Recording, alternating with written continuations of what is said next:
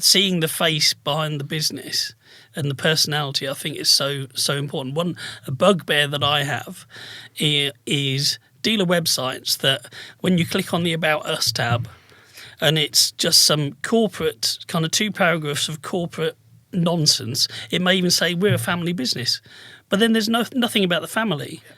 There's nothing about the people who work there. And I think as a customer, if you're looking at that point, surely you want to see some of the people that you're going to deal with, and you're going to develop that kind of trust and that relationship.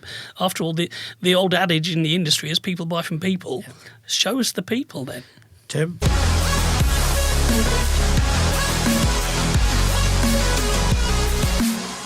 Hi, we're here for the latest AM News Show podcast. I'm AM News and Features Editor Tom Sharp, and I'm joined by AM's editor Tim Rose. And joining us today is Umesh Samani, who's not only a founder member of the IMDA, but also the owner of Specialist Cars, his own used car retail business, which is well known throughout the industry for providing good quality care. Is that not right, Umesh? Spot on. Thank you for the fantastic introduction, Tom. I thought, as we walked in and I spotted your number plate and you said that's how far the marketing goes, I realised there was no end to selling the Specialist Cars brand. So. Absolutely. Well, you got to shout about it, haven't you, really? So, yeah, my car's a mobile advertising board with my name on it.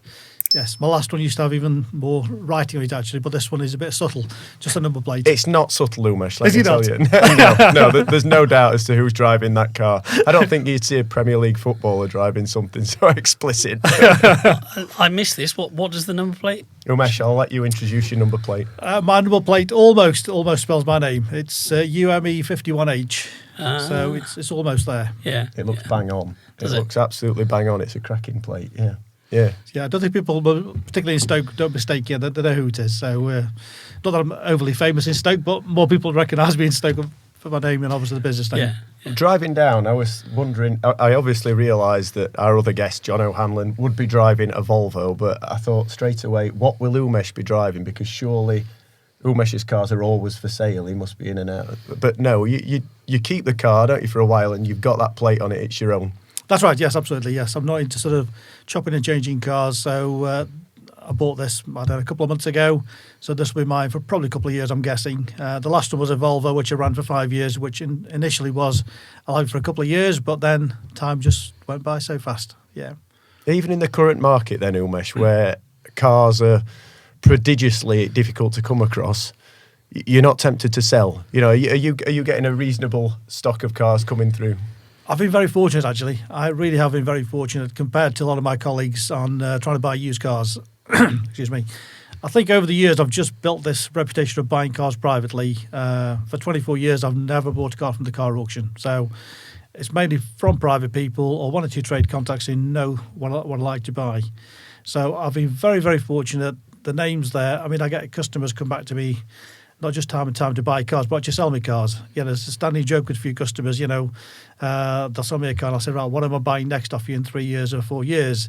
And 1 or 2 have also said to me, right, what colour do you fancy next one? Should I be buying a red Mercedes, C-Class, so you can sell it again? So I've got those repeat customers coming back to me, selling me cars. So again, that's built a reputation up.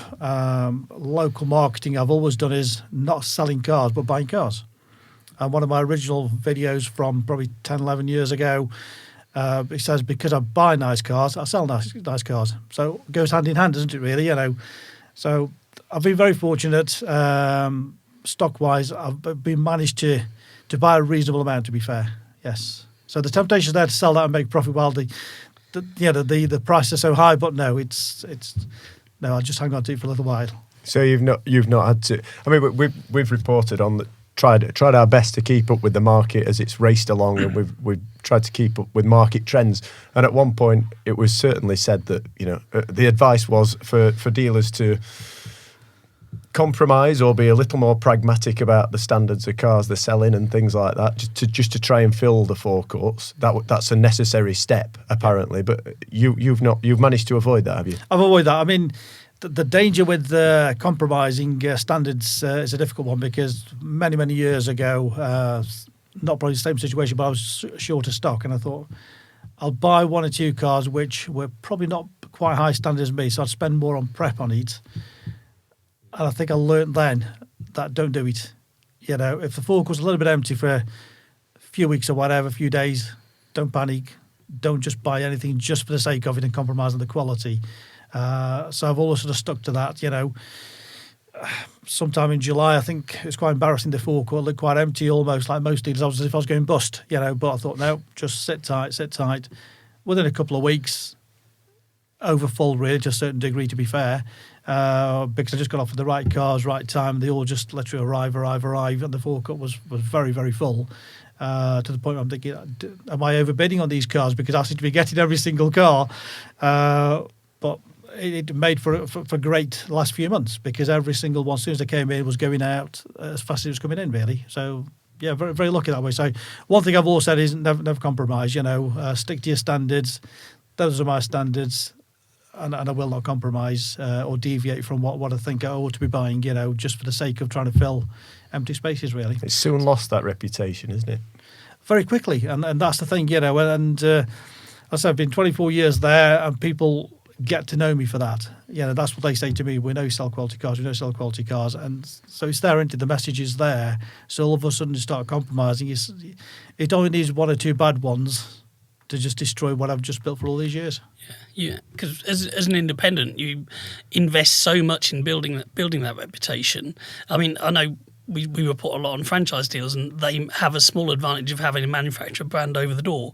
But even so, the dealership lives and dies by its own reputation. But for an independent, like I say, you're investing in developing that, and you wouldn't jeopardise that just because of market conditions, temporary market conditions. Exactly, absolutely, yes. And they are temporary. You know, yeah. How long temporary is, we don't know yet, but it is certainly temporary. You know, a few weeks, few months at the moment, just a few months at the moment, but the market's not going to stay like this forever. I think we've already noticed, I certainly have in the last couple of weeks, it's gone very steady and slowed down. So there'll be more stock coming through. But I think those people who have compromised, I think maybe there's a penalty to pay long-term wise for them. Absolutely, yeah. And you know, is that cooling that you think you've seen over these last couple of weeks? Is that a seasonal thing, do you think, or the start of something of a trend? I think it's probably a little bit seasonal. And maybe the trend, I think maybe all the buyers out there have gone out and bought the cars, have decided, you know, they've paid all the money for them, they bought what they wanted to do. And I think it's probably just to the point of where I think the prices couldn't continue at this rate, could they really? You know, I think that the peak is there. And maybe some people have realised that they don't want to pay the over the odds price. You know, if they're just new in the market, they'll think, you know what, we'll just wait a little bit longer, let it slow down naturally. Obviously, Christmas is not that far away. Shouldn't be saying Christmas, but you know, but it's not that far away in people's minds. You know, things do generally slow down anyway. So they're thinking, well, we don't need anything for. Well, let's just see what the market does. Yeah. What have been the main sort of issues that you've seen from IMDA members? I mean, has it been as simple as trying to get that quality stock over the last few months? Has that been the real headache on the forums? Yeah, that's been the biggest headache for all the IMDA dealers. You know, pretty much every dealer I've been talking to, same thing. They're all saying it's the lack of stock. And if you think about it, the dealers are various sizes. You know, there's some dealers who've got 40, 50 cars in the forecourt, and I certainly know of one who's got about 7 or 8 cars at the moment from sort of 40, 50 stock. So if their business is geared up to carry that sort of volume, and I'm not sure what numbers they sell per month, but certainly more than 7 or 8 they've got on the forecourt, that's going to affect the bottom line. And you can only do that for so many months, can't you, really? And the danger is, do you get into the hype of paying over the odds? When do you stop? What's the right price to pay for that car? And I think none of us want to pay over the odds, but I think sometimes you have to think, I need to pay a bit more. Forget the car was worth 20 grand 2 months ago. If it's worth 23 today, it's worth 23. That's the market. You know, and I think that's the biggest challenge, certainly for me, trying to get my head around some of the cars of what the value was, but it is today. You just have to work for today's values of those cars. You know, I've got 2 or 3 cars in which last year were sold for £3,000, £4,000, £5,000 less than they are today. But if that's the market dictates, that's the market. Isn't it? It's like with houses, it's the same thing. Supply and demand situation. I guess if you're keeping a keen enough eye on your stock and on the market, then if at some point in the future there is a market correction, then you're able to trade out of that before any kind of real damage is done. Absolutely, I think the biggest thing is just watching the market, all the time. Just keep watching it, and also not to be frightened of increasing the prices. Because if the market is increasing, you can't replace that car for the same money. So if the car's gone up by £1,000, £2,000, be sensible and adjust accordingly. Capitalise of making extra profit if you can. That's been one of the most startling trends, hasn't it, throughout all this, really? Yeah. Dealers buying from dealers and still making good margin, just through a trend of people not keeping an eye on the prices as they escalated and putting those prices up. Absolutely. As I said many years ago on one of the podcasts that I was on, because I think we've historically all been told about adjusting the prices down. I actually said many years ago, it's not about adjusting the prices down. It's about adjusting the prices to the market, which is what's happened recently. It's whatever the market is doing, you have to just adapt to it and keep a focus on what the prices are doing. And as you just said, Tim, if the prices do start to decline slightly, just keep watching it. If you need to manoeuvre, just manoeuvre, don't you? Really, instead of being greedy and holding out, just change to the market. Yeah. What are consumers looking for at the moment, Umesh? What would you say is the kind of hot property to have on your forecourt at the moment? Believe it or not, there's no sort of real trend, of what. I don't know what I would want to buy next, which is going to fly out. It's such mixed variations on the type of, or even the price range. One day I can sell a car for 10 grand, next one it's 45 grand. I think there's no sort of trend on that one. Okay. I think people just want value for money, really, whatever it is, and they're looking for high spec. As simple as that, really. I think they're all getting very, very choosy, very fussy. They want the high spec, they want the pan roof, they want the full leather, they want the heated seats, whatever it may be. But they're all looking for the high spec cars, generally, on that. So, run of the mill cars don't sell as well unless they're based on price, really, more than anything else, I'd say. Yeah. So even things like kind of fairly prestige saloons. I mean, we've read over recent years about the SUV trend kind of bringing almost the death of the saloon. Certainly in the mainstream arena, you're seeing things like the Mondeo kind of start to be killed off. But actually, with premium brands, there's still a market there for those cars. Yes, yeah, absolutely. Yes, yeah. I mean, I say, SUVs are certainly probably the biggest sellers the last 12 months, I would say, definitely on that one. But saloons are still selling. As long as the right car, right spec, the saloons are selling. It's certainly not the death of me from the stock that I've had anywhere that I've sold. Yeah. We talked earlier about your, a lot about marketing and how you get your name out there and things. Am I right in thinking I've seen you in videos of some of your premium stock? You'd done reviews and things like that yourself as a marketing tool? Absolutely. I mean, videos, I still can't understand why dealers don't do videos of their business, themselves, the cars that they sell. I've been doing videos for 7 or 8 years of every single car that I sell. And it doesn't matter if it's a little Ford KA for 4 or 5 grand or if it's a prestige car for 45, 50 grand. I do a video on every single car, full walk around, HD video. I have also done road test ones as well, where this is what I've seen. Absolutely. Yeah. I was impressed with your technique. Up on the Staffordshire moorlands. Absolutely, top of the moorlands. I'll just jump in a car.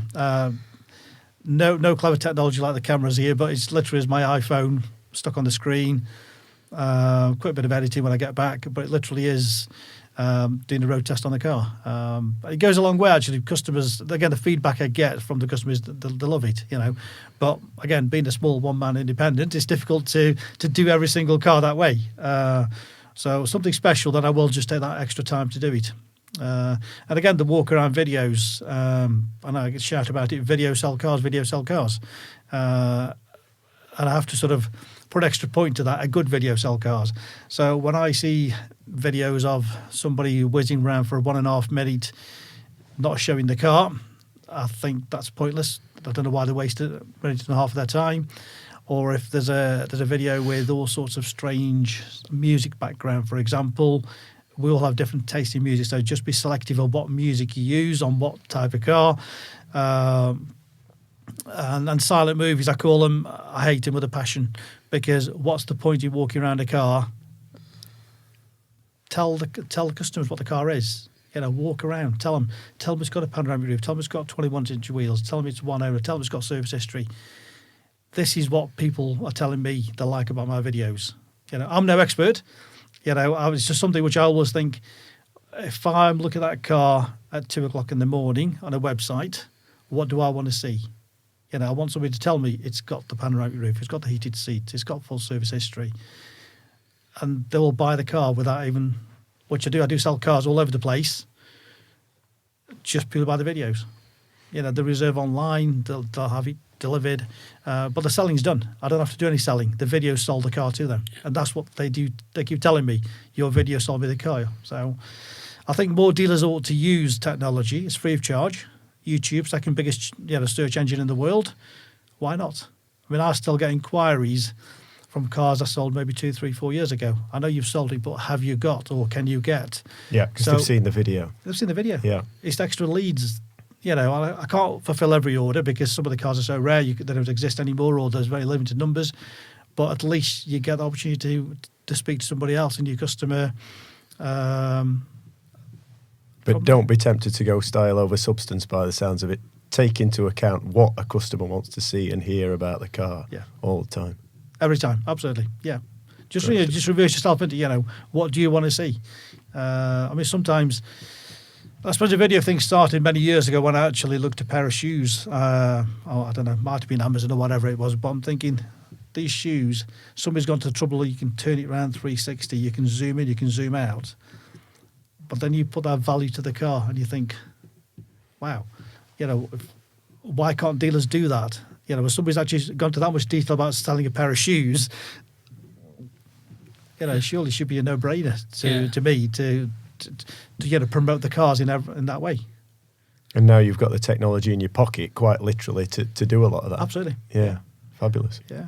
It's interesting what you said earlier about when we said about kind of you presenting and that, because seeing the face behind the business and the personality, I think, is so important. A bugbear that I have is dealer websites that when you click on the About Us tab, and it's just some corporate, kind of 2 paragraphs of corporate nonsense. It may even say, we're a family business. But then there's nothing about the family. There's nothing about the people who work there. And I think as a customer, if you're looking at that point, surely you want to see some of the people that you're going to deal with, and you're going to develop that kind of trust and that relationship. After all, the old adage in the industry is people buy from people. Show us the people then. Tim, funny you say that because I use that example many times to other people. For exactly the same thing. I always say, it'll say somewhere, family established, 3rd generation, whatever it may be. But you say, click onto there, there's nothing about the family, the person, the people. It's just lost everything. The times people ring up to me and as soon as I answer the phone, it's you on the video. Straight away, you've got that connection. It's just broken the ice, hasn't it, really? They know who they're speaking to. It's trust, isn't it? It gives them trust. Yeah. No, absolutely. But so that's what, it's little basic things which a lot of businesses miss out on. It's not rocket science stuff, is it really? As you say, if somebody's, a family-owned business for 40 years, 20 years, doesn't matter what the time scale, there's a face, the story's there. People love that, don't they, actually? They want to see that. Yeah. We can learn a lot about you online, Umesh, as well, Because I've learned. That sounds sinister. Well, I've learned today a lot about Umesh. Buying, selling, marketing, reviewing. But I've also seen you in your spare time out in the mud. What are these cars that you? Oh yeah. You're navigating cars through woodland. I never expected this of you. Tell us a little bit about your hobby. See, people think I work 24/7 in my little business. Yeah. So off-roading. It's an old Land Rover chassis with a Rover V8 3.9 engine in it. It's not about speed. It literally is setting out a track between the woodlands, and we call it gates. So you'd have 5 gates, and the challenge is to try to get through those gates without catching the canes. And it's just about wide enough, but obviously the conditions is what makes the difference. Pouring down with rain, slippery slopes. If you just get the angle wrong, you end up taking both the canes out or not even getting through. This is the whole challenge. And it's great, actually, because it just takes you away from what you're doing. Yeah, you're concentrating on the event. And it's probably about 10 Sundays out of 12 on that. But it's great fun. It's great it fun. Looks you know, it. It looks really it. is. Yeah. It's interesting and challenging at times, you know. And sometimes you look at these gates and you think, you worked out in your head where you're going to get, you know, number 1, number 2, number 3, number 4. You get to number 1, you can't even get through it, and the whole section's finished with, you know, think. But that's for all of us, you know, not just me. But it's great fun. Yeah.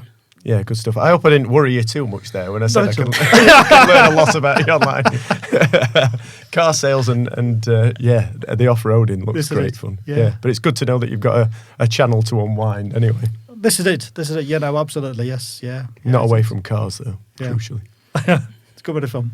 Great stuff. Umesh, we should leave it there, I think. But thanks ever so much for joining us again and making the trip down to the studio to come on the AM News Show. Great to chat to you. Absolute pleasure. Thanks for the invite. Thanks ever so much. Thank you. Thank you. Please do subscribe to the YouTube channel with Armchair Marketing to follow us, or head to the AM website to do so also. We'll be back every month with news, insight and further interviews from the automotive sector.